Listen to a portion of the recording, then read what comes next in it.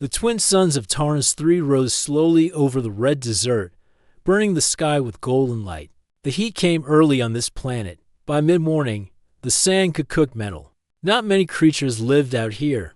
Only the strong, the smart, or the desperate. In the middle of nowhere, surrounded by miles of dry rocks and silence, stood a small workshop made of metal sheets, solar panels, and old ship parts. It looked like it might fall apart, but it was strong. It had to be. The desert didn't forgive. Weakness inside, Rel worked with oil-stained hands and tired eyes. He was a human mechanic, one of the few on this side of the sector. He didn't talk much. He didn't need to. His machines listened better than people anyway. Rel lived alone, fixing broken engines, solar gliders, and trade drones. Travelers came and went. They paid in parts, water, or information. Rel didn't ask questions. But sometimes, the desert whispered things he couldn't ignore. That morning, while repairing a solar panel on the roof, he saw something strange, a trail in the sand. Far out where the dunes touched the cliffs, it wasn't a normal track. It looked like something had crashed or been dragged. The path was broken, zigzagged, and faint, but Rel had good eyes. He narrowed them. "That's not wind," he muttered. Grabbing his sand cloak, goggles, and water flask, Rel climbed into his old hover skimmer. It was slow and rusty, but it worked. The engine hummed softly as he followed the strange trail into the desert. The sun beat down harder as he moved. Deeper, he passed dry bones, old wrecks, and a few strange metal markers left by lost explorers. Nothing new, nothing fresh, until he found it, a half-buried alien transport, small and round. Made for short flights, its hull was scorched. The doors were twisted open, and had already started covering the base, like the desert was trying to swallow it whole. Rel stopped the skimmer and stepped out. The air shimmered with heat. He moved carefully around the wreck. No bodies, no cargo. But the floor near the entrance had burnt ropes and scratch marks. Like claws, there were also faint drops of blood. Pink and dry under the sun. Someone or something had been tied up here, and then pulled away. Rel frowned. The desert didn't take prisoners. If someone had left a creature out here, it was a death sentence. But why? Who would tie something and leave it to die? His eyes followed the trail again, small claw prints, dragging steps, and pieces of broken cuffs. He didn't think. He just acted. He jumped pedis checked. Rel could not believe what he was seeing. 3 small albino dragonlings, rare, beautiful, and nearly lifeless, lay huddled in a pit between the rocks. Their white scales shimmered faintly in the light. Their wings were folded tight, and their thin bodies trembled. Each had deep marks on their ankles and wings, where they had been tied with energy cuffs. The cuffs were now broken, but the damage was clear. They had been chained, dragged, and abandoned in the heat. One dragonling opened its eyes, weak and cloudy. It made a small, soft sound. It wasn't a growl or a hiss. It was a cry, not of anger, but of fear. Rel felt his chest tighten. He had seen many broken machines, many dying engines, but never something like this. These creatures were not wild beasts. They were intelligent, sentient, maybe even smarter than people thought. Rel knelt slowly, making sure not to scare them. He took out his water flask and poured a little into a cap. Then he placed it gently on the ground. Near the closest dragonling dot. At first, they didn't move. They watched him, unsure. But after a moment, the smallest one crawled forward. Its claws scraped weakly on the rock. It reached the water and drank, careful and slow. The second followed. Then the third. They were starving, dying. But they still had hope. Rel sat with them for a while, letting them drink. He reached into his pack and pulled out a soft cloth. He dipped it in water and wiped their eyes, careful not to hurt them. One of the dragonlings, slightly bigger than the others, nuzzled his arm. It was a small gesture, but powerful. It trusted him. That was all Rel needed. "I've got you," he said softly. He looked at the sun. It was getting hotter. The worst time of day. If they stayed here, they would all die. Rel picked up the first dragonling carefully and carried it to his skimmer. He returned for the other 2. wrapping them in his cloak to protect them from the heat. Soon, all three were lying under a reflective cover in the back of his vehicle. He turned on the engine. It hummed, slow but steady. The skimmer rose just above the sand and moved quickly across the desert. Rel's workshop was far, but he knew a shortcut through the lower canyons where the shadows were longer and the sand cooler. He had never taken this path with passengers, but this time was different. The dragonlings needed him. Halfway through the canyon, the skies changed. Rel looked up. A shadow moved across the sunlight. A drone, small, fast, and silent, hovered. Above them, trouble, Rel muttered. Drones didn't fly this far into the desert unless they were hunting something. This one had red lights on its wings, a sign it belonged to a cartel patrol. Rel kept his head down, hoping it would pass. But the drone turned. It scanned the skimmer. Then it flew away too quickly. Suddenly, Rel's heart sank. It was not leaving. It was reporting. He turned up the engine and pushed the skimmer faster. Within minutes, two small scout ships appeared in the sky. They weren't military ships. They were fast, dirty, and marked with Vru cartel symbols. The same cartel known for smuggling rare life forms. And now, they were coming for the dragonlings. Rel's mind worked fast. He couldn't outrun them, not in this old skimmer. But he could outsmart them. He drove the skimmer off the main path and into a narrow gap between rocks. The scouts fired warning shots, but Rel swerved, dodging blasts of sand and heat. He reached a sharp cliff edge and jumped off the skimmer just in time. The skimmer shot forward, unmanned right over the edge. The scout ships followed, thinking he was aboard. A moment later, a loud blast echoed across the canyon. The skimmer exploded in a fireball. Its emergency power core overloaded. Both scout ships were caught in the blast and crashed into the sand below. Rel watched from above, holding the dragonlings close under a hidden ledge. His heart pounded, but his plan had worked. They were safe for now. That night, back in the shelter of a small cave, Rel checked the dragonlings for injuries. The smallest one licked his hand, tired but calm. The others curled beside him, their eyes slowly closing. They were trusting him now. Rel couldn't sleep. He kept thinking, why were they abandoned? Who would leave such rare creatures to die? And most important of all, what would happen if the cartel sent more? He had saved them once. But this was only the beginning. The desert had given up its secret. Now it was his to protect. Rel could not believe what he was seeing. 3 small albino dragonlings, rare, beautiful, and nearly lifeless, lay huddled in a pit between the rocks. Their white scales shimmered faintly in the light. Their wings were folded tight, and their thin bodies trembled. Each had deep marks on their ankles and wings, where they had been tied with energy cuffs. The cuffs were now broken, but the damage was clear. They had been chained, dragged, and abandoned in the heat. One dragonling opened its eyes, weak and cloudy. It made a small, soft sound. It wasn't a growl or a hiss. It was a cry, not of anger, but of fear. Rel felt his chest tighten. He had seen many broken machines, many dying engines, but never something like this. These creatures were not wild beasts. They were intelligent, sentient, maybe even smarter than people thought. Rel knelt slowly, making sure not to scare them. He took out his water flask and poured a little into a cap. Then he placed it gently on the ground, near the closest dragonling. At first, they didn't move. They watched him, unsure. But after a moment, the smallest one crawled forward.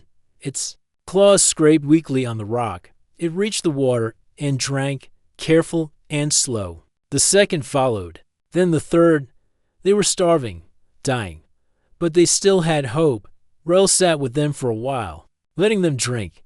He reached into his pack and pulled out a soft cloth. He dipped it in water and wiped their eyes, careful not to hurt them. One of the dragonlings, slightly bigger than the others, nuzzled his arm.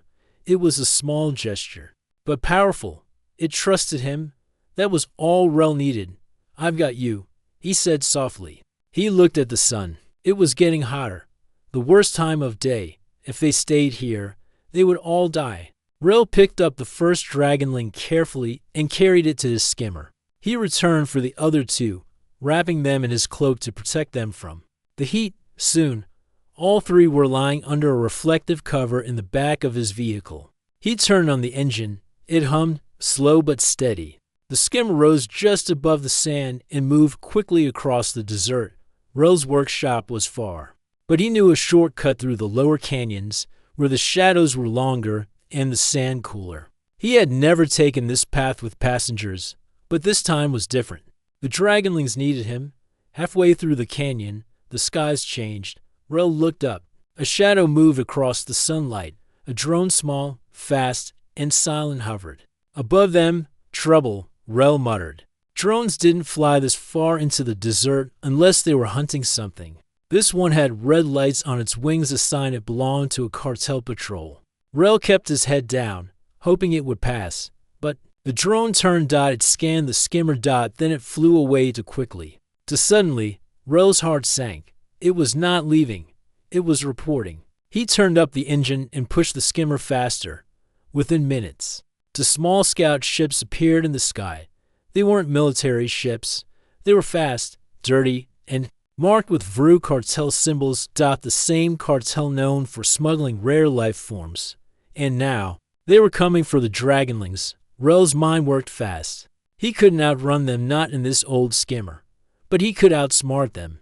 He drove the skimmer off the main path and into a narrow gap between rocks. The scouts fired warning shots, but Rel swerved, dodging blasts of sand and heat. He reached a sharp cliff edge and jumped off the skimmer just in time. The skimmer shot forward, unmanned right over the edge. The scout ships followed, thinking he was aboard. A moment later, a loud blast echoed across the canyon. The skimmer exploded in a fireball. Its emergency power core overloaded. Both scout ships were caught in the blast and crashed into the sand below. Rel watched from above, holding the dragonlings close under a hidden ledge. His heart pounded, but his plan had worked. They were safe for now. That night, back in the shelter of a small cave, Rel checked the dragonlings for injuries. The smallest one licked his hand, tired but calm. The others curled beside him, their eyes slowly closing. They were trusting him now. Rel couldn't sleep. He kept thinking, why were they abandoned? Who would leave such rare creatures to die? And most important of all, what would happen if the cartel sent more? He had saved them once. But this was only the beginning. The desert had given up its secret. Now it was his to protect. The desert night was cooler now. The twin suns of Taurus III had finally gone down, and the stars lit the sky like tiny lanterns in the shadows of the canyon. Rel sat near a small fire made from dried cactus wood. The light danced gently on the walls. Beside him, the three albino dragonlings were resting. Their white scales shimmered softly in the firelight. They looked peaceful now, no longer shaking or gasping for water. They had eaten small bits of dried fruit and drank clean water. From Rel's flask, the smallest dragonling lay with its head on Rel's knee. It made a soft purring sound, like a machine running smoothly. Rel gently placed his hand on its back. He could feel the slow rise and fall of its breathing. But Rel was not calm. His mind was busy. The Vru cartel had found them. The drone had scanned his skimmer. The scout ships had chased him, even though he destroyed them. He knew they wouldn't stop there. Cartels were greedy. If they wanted something, they would come again and harder. Rel looked at the dragonlings. They won't stop looking for you, will they? The smallest one blinked at him, as if it understood. Early morning, Rel carried the dragonlings back to his hidden workshop, deep in a rocky ridge behind his main fuel station. It was a secret space, made long ago for hiding tools and spare engines. Now, it would be their safe place. He laid out soft blankets, made warm soup, and let the dragonlings rest. Then he opened up the wrecked alien transport ship he had found earlier. He wanted to know more. Inside the ship's system core, he found damaged data logs. Most files were ruined, but one still worked. It was a voice message, strange and robotic, but clear enough to understand. Package collected. 3 Type Z dragonlings. Pure albino. High value. Mission. Transport to Sector 5, then destroy. No survivors. No record. Rel froze. Destroy. Someone had ordered these dragonlings to be taken and killed. And not just anyone, someone powerful enough to hire the Vuru. But why destroy such rare creatures? Why not sell them, unless they were more dangerous than rare. Or, more important, later that afternoon, as Rel repaired the back wall of his workshop, a sharp beeping came from the alert system. One of his motion sensors had picked up activity flying objects. He rushed to the console. The screen showed 3 small ships, approaching fast from the south. They were not scouts. They were bounty vessels, stronger, better armed. Too soon, Rel whispered. They already sent more. He looked at the dragonlings, who were now awake and watching him quietly. He had no time to wait. He moved fast. Rel activated his emergency defense plan, one he had never used before. It wasn't perfect, but it was smart. First, he placed the dragonlings inside a safe chamber, hidden under the floor. It was made with lead-line panels, blocking scanners, and heat sensors. They would be safe, even if the enemy searched every wall. Stay here. Don't come out, no matter what, Rel said softly. The smallest dragonling made a sad chirp, but Rel gave it a gentle smile. I'll come back, I promise. Then he climbed out and began his defense. The bounty ships landed outside the fuel station. Dust blew everywhere. For tall aliens stepped out, mercenaries, hired for one job: find the human and find the dragonlings. They wore dark armor and carried pulse rifles. Rel greeted them calmly, wiping his hands with a cloth. Need repairs? He asked. The lead bounty hunter showed a small holo picture of the dragonlings. We're tracking illegal cargo.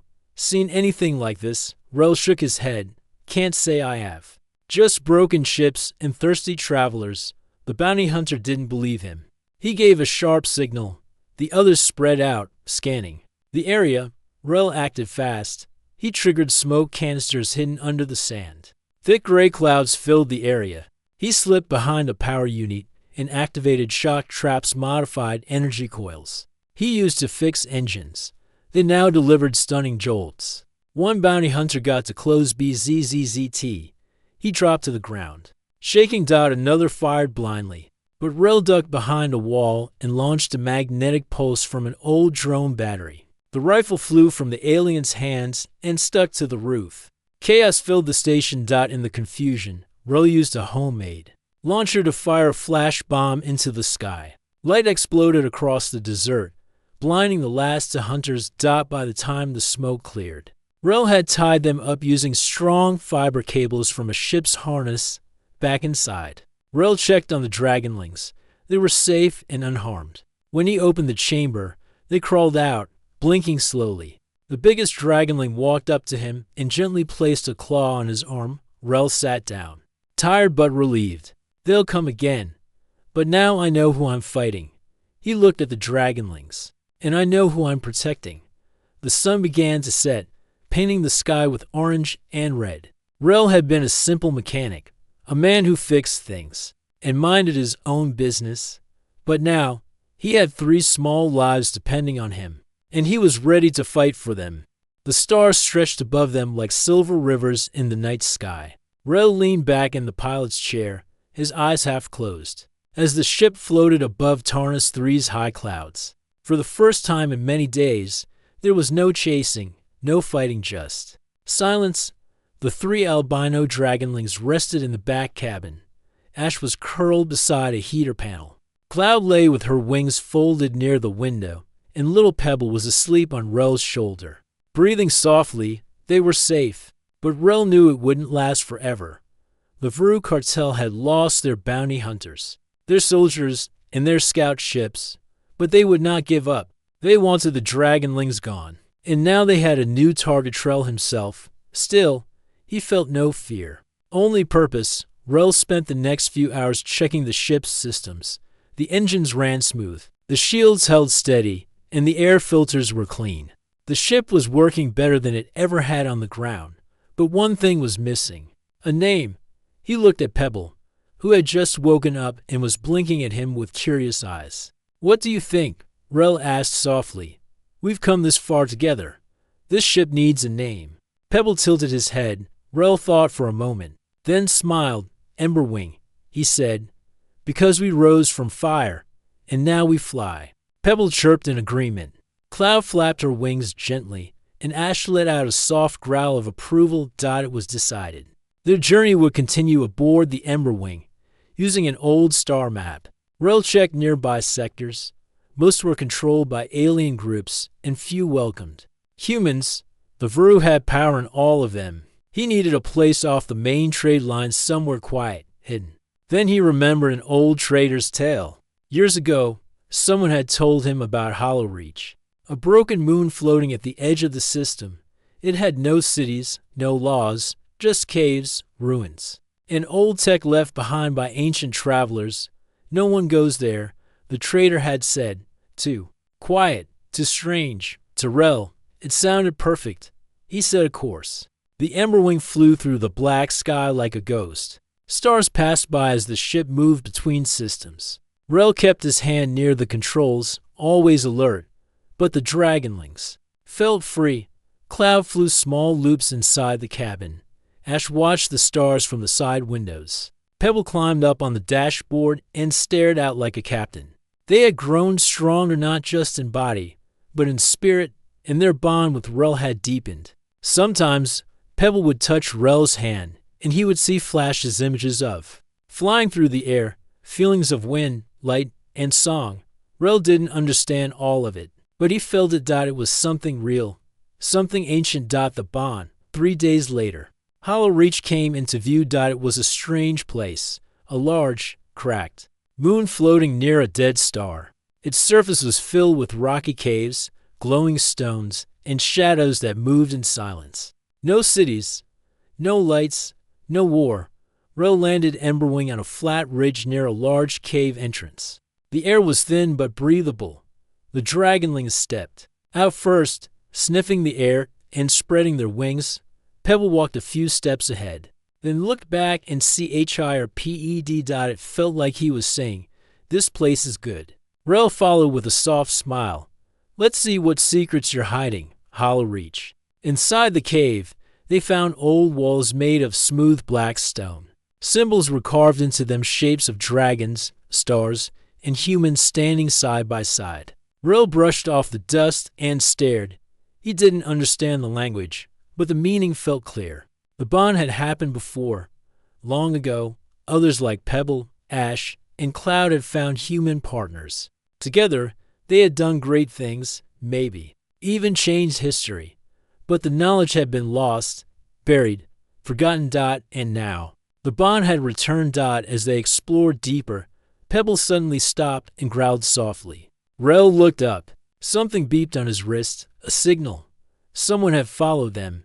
He ran back to the ship, scanned the skies, and found it, a Vru tracking beacon, hidden under the wing. It must have attached during the last fight.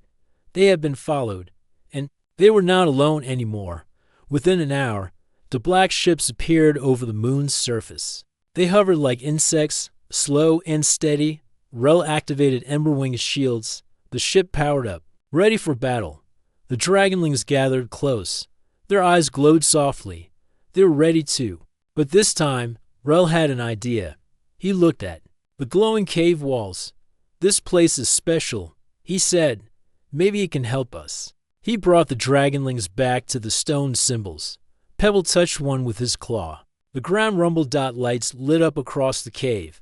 A secret chamber opened. Inside was a platform, round, glowing, with a strange humming sound. In the center stood a tall crystal, pulsing with soft blue light. The Dragonlings walked toward it, slowly and silently. As they stepped onto the platform, the crystal shined brighter. Then Rel felt it, a warm, deep energy, like the air was alive. The Dragonlings surrounded him, and the bond became complete. In that moment, Rel felt their thoughts, their memories, their hopes. He saw ancient skies, dragon flights, and humans standing on stars with wings beside them. They were not just protectors. They were partners. The bond was not a threat. It was a gift. Outside, the Vru ships fired their first shots. Rel ran back to the ship with the Dragonlings flying behind him, glowing softly. Pebble landed on his shoulder, eyes bright. He sat in the pilot's seat. "Let's show them what the bond can do." he said. Ash roared. Cloud spread her wings. An Emberwing rose into the sky, faster and stronger than ever before. The fight had begun again, but this time they were ready. The ship Emberwing soared high above the cracked moon, Hollow Reach, inside the cockpit. Rel gripped the controls, eyes locked on the radar. Tavru fighters were closing in fast from behind. Red lights blinked, warning sounds beeped. The enemy was strong, but this time Rel wasn't alone. Ash, the strongest dragonling, sat near the weapon panel. His claws glowed faint blue, charged with energy from the crystal chamber. Cloud stayed near the side vents, wings ready to push out sharp wine bursts. Pebble, the smallest, was beside Rel, calm, focused, and glowing softly with light from the bond. Rel wasn't just a mechanic anymore. He was a partner of dragons outside. The two enemy ships fired. Blasts of red plasma raced through the dark sky. Rel turned the Emberwing sharply to the right. The ship dodged the first blast and climbed higher, smoke trails behind it. Ash growled and slammed his claw down on the fire controls. Twin cannons spun and launched energy bursts at the nearest fighter. Direct hit. The enemy ship spun out of control and exploded in a bright flash. Cloud let out a sharp roar of excitement. The second Vru ship was faster, smarter. It flew close, firing again and again, forcing Rel to dive low near the surface of Hollow Reach. We have to finish this, Rel said. Together, he looked at Pebble. The dragonling blinked, then reached out and placed a claw on the main ship crystal. Suddenly, the air inside the ship changed. The lights dimmed. The control panel glowed white. And Rel felt everything. He felt the wings of Ash strong and proud. He felt the calm wind of Cloud steady and smooth. And he felt Pebble's spirit warm, curious, and brave. They were no longer for beings in one ship. They were one team, one force, one bond. The Emberwing responded. The engines roared louder. The wings stretched wider. The ship moved like a living thing now, quick and sharp, guided by more than just buttons. It was guided by the bond between human and dragonlings. Rel looped around the last enemy ship, flying faster than before. The Vru pilot tried to escape, but Cloud released a gust of wind from the ship's side vents, knocking the fighter off balance. Ash fired. Another explosion lit up the dark sky. Silence followed. The radar showed no more threats. They had won. Back on the ground, the cave entrance still glowed.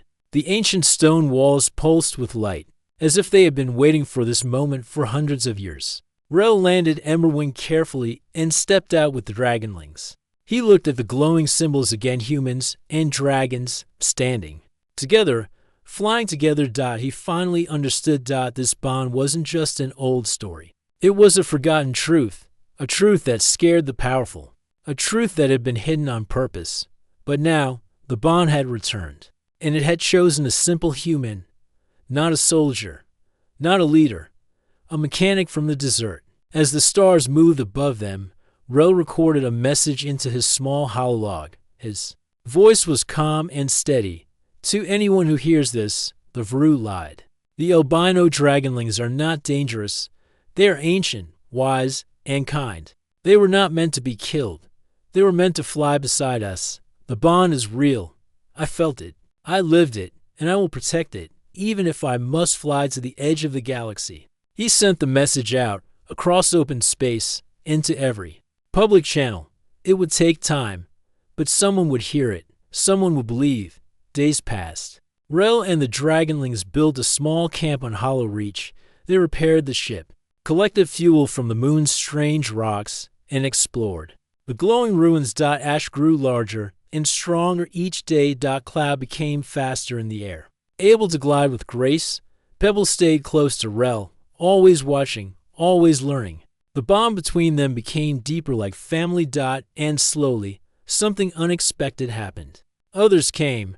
A group of humans from a nearby moon station arrived, after hearing Rel's message. Then came a small group of rebellious people who had long fought against the Vru, hoping for change. They brought supplies, they brought tools, and they brought hope. They saw the dragonlings, they saw the bond, and they knew the stories were true. Within a few weeks, more people arrived: engineers, teachers, wanderers. Hollow Reach became a place of learning, a place of peace. No leaders, no rulers, just people working together, building something new. And above them, flying high in the sky, were the white dragonlings, symbols of freedom and unity. Rel stood near the edge of the cliff one evening, watching Emberwing rest under the stars. Pebble stood beside him. "You ready for the next journey?" Rel asked. Pebble let out a soft chirp. Rel smiled. "Me too," because deep inside, he knew this was only the beginning. The desert had left them to die, but together they had risen to the sky, and the galaxy would never forget. The workshop buzzed with noise, metal clinking, sparks flying, tools whirring. Rel worked without stopping. His hands were fast, his eyes focused. There was no time to rest. The dragonlings needed a safe place, and for that, he needed to finish. The ship, the old craft, had no name. It had never flown before. It was a mix of parts from broken vessels, trade leftovers, and desert junk. Some called it trash, but Rel saw something different. To him, it was hope. The three dragonlings helped as much as they could. Ash, the strongest, used its tail to lift metal sheets and heavy tools.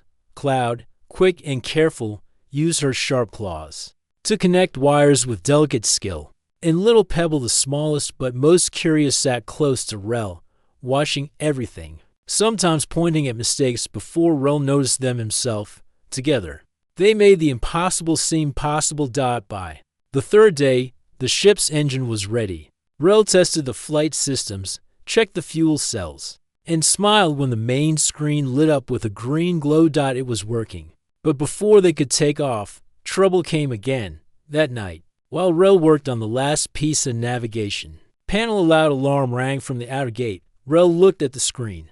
A large group of ships had landed near the ridge. At least 10 armed soldiers moved toward the workshop, and behind them, a tall alien figure in silver robes stepped forward. His skin was gray-blue. His eyes were cold. Rel's heart sank. This wasn't just another bounty team. This was someone important. The dragonlings sensed danger.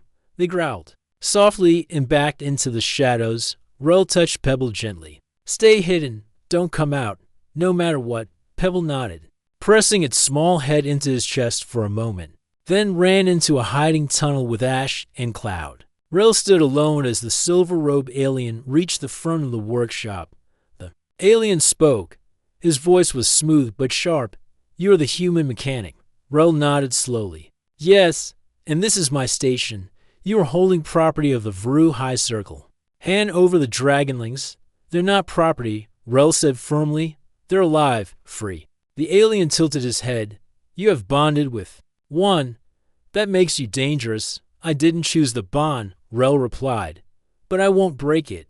The alien raised a hand. "Then you have made your choice." He turned to his soldiers. "Destroy everything. Bring the creatures alive. Kill the human if needed." The soldiers stepped forward, weapons ready. But Rel was ready to die. He had prepared for this. Rel pressed a button on his wrist device. All across the workshop, defense systems activated. Hidden turrets popped up from the sand and fired smoke bombs, net traps, and stun bursts. The soldiers were caught by surprise, coughing and stumbling. Rel grabbed a small energy blaster, not a strong one, but enough to delay the enemy, and ran inside. The dragonlings were already in position. "Time to move," Rel shouted. They ran with him to the back tunnel leading to the launch cave. The half-built ship waited there, engines warm and glowing. Rel jumped into the pilot's seat. Ash and Cloud slid into side compartments. Pebble climbed into the co-pilot's seat beside him. Outside, the silver-robed alien ordered his men to brake. And inside, Rel pressed a series of buttons. "Please don't explode," he whispered to the ship. The engine roared to life. The ground shook. The cave roof opened. And the ship, finally awake after years of waiting, blasted out into the sky. The soldiers fired from below. Lasers hit the ship's wings and tail, but the body held strong. The shields Rel had added from old mining rigs absorbed most of the damage. He turned the ship sharply, heading toward the open desert. The Vru ships followed. Rel checked the radar. 3 behind us. Fast ones, Cloud let out a warning. Growl, I see them, Rel said. He pressed another button. A group of small metal balls dropped from the back of the ship. The enemy followed, then boom. One of the balls exploded with a flash of light, knocking a chaser from the sky. 2 more. Rel muttered. Ash opened a side vent and blew a hot mist across the second ship, causing its sensors to fog. It lost control and spun away. The last one was faster, smarter. Rel turned the ship toward a rocky canyon. Hold on. They dove into the canyon, flying low. The ship's wings scraped the cliff sides. Pebble clung to the dashboard, eyes wide. The enemy ship followed. Rel waited until the last second, then pulled up hard. The enemy ship tried to follow but hit the cliff wall and exploded in a ball of fire. They were safe. For now, high above the desert, Rel slowed the ship. Pebble crawled into his lap, shaking a little. Rel stroked its back gently. You were brave. Cloud and Ash cooed softly from their compartments. Outside, the stars were starting to shine. Inside, something stronger than fear filled Rel's heart. Purpose. He had been a mechanic, a man fixing machines for strangers. Now, he was a protector, a guardian of something rare and powerful, and maybe, just maybe, a part of something greater than he had ever dreamed. He looked at